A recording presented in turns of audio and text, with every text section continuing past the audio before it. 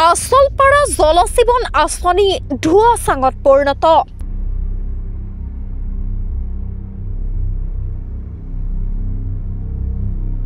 আঁচনি আছে, পানী নাই।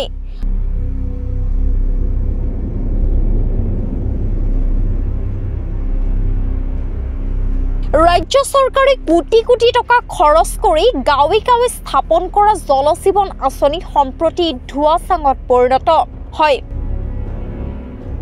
বিশুদ্ধ খোৱা পানীৰ পৰা বঞ্চিত হৈছে গৰৈমাৰীৰ আচলপাৰা ভিতৰ দুৱাৰবাসী ৰাইজ। এই দৃশ্য হৈছে দক্ষিণ কামৰূপৰ গৰৈমাৰীৰ আচলপাৰা ভিতৰ দুৱাৰ পানী যোগান আঁচনিৰ। আঁচনিখনৰ পানী টেপসমূহ সম্প্ৰতি হাবি জংঘলে আৱৰি ধৰিছে।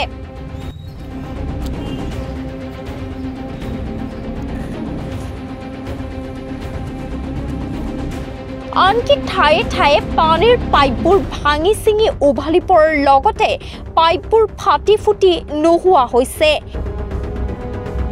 কেন্দ্ৰটোৰ মেচিনাৰী সা সৰঞ্জাম বিকল হৈ থকা পৰিলক্ষিত হৈছে।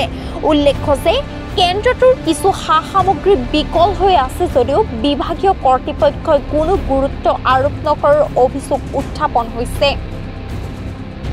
ৰাজ্য চৰকাৰে বিগত 13-14 বছৰ পূৰ্বে লাখ লাখ টকা খৰচ কৰি আচলপাৰা ভিতৰ দুৱাৰ পানী যোগান প্ৰকল্প স্থাপন কৰিছিল। বিগত বৰ্ষত আঁচনি মেৰামতিৰ নামত কোটি কোটি চৰকাৰে মোকলাই দিছে যদিও আজিলৈকে ৰাইজে বিশুদ্ধ খোৱা পানীৰ পৰা বঞ্চিত হৈ আছে।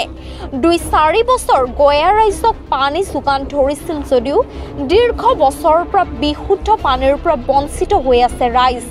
দুৰ্ভাগ্যৰ কথা এই যে আচলপাৰা আৰু ভিতৰ দুৱাৰ পানী যোগান কেন্দ্ৰৰ পৰা বহুদিনৰ পৰা ৰাইজে এটুপি বিশুদ্ধ পানী নোপোৱাৰ অভিযোগ দাখিল হৈছে।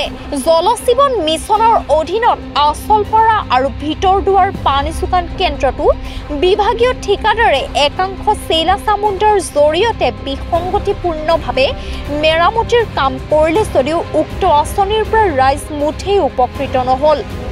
আচলপাৰা পানী যোগান আঁচনিটো কাৰ্যক্ষম কৰি বিশুদ্ধ খোৱা পানী যোগানৰ ব্যৱস্থা কৰিবলৈ ৰাইজে বিভাগীয় মন্ত্ৰীৰ হস্তক্ষেপ দাবী কৰিছে। ৰাজ্য চৰকাৰে কোটি কোটি টকা খৰচ কৰি গ্ৰামাঞ্চলৰ সাধাৰণ দৰিদ্ৰ জনসাধাৰণৰ কাৰণে যি জলজীৱন আঁচনিৰ ব্যৱস্থা কৰিছে, কিন্তু আমি সেয়া দেখিছোঁ ধোঁৱাচাঙত পৰিণত হৈছে।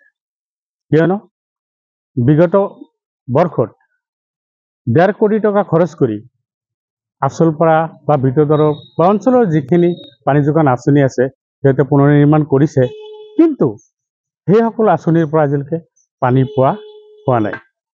সাধাৰণ ৰাইজে আজি বিশুদ্ধ খোৱা পানীৰ পৰা বঞ্চিত হৈ আছে। আমি ইতিমধ্যে বিভাগীয় কৰ্তৃপক্ষ বা অভিযন্তাসকলক আমি ফোনযোগে অৱগত কৰিছোঁ, কিন্তু তেওঁলোকৰ কোনো কাণসাৰ নাই। কিছুমান ঠাইত এনেকুৱা অৱস্থা হৈছে যে সিহঁতে পুনৰ্নিৰ্মাণ কৰাৰ কেইদিন পিছতেই পাইপলাইনবিলাক জয়ী হৈ গৈছে, ভাঙি চিঙি আছে, আৰু যাৰ কাৰণে ৰাস্তা ঘাটবোৰ ইতিমধ্যে ভাঙি চিঙি গৈ আছে এই পানীৰ কিছুমানৰ কাৰণে।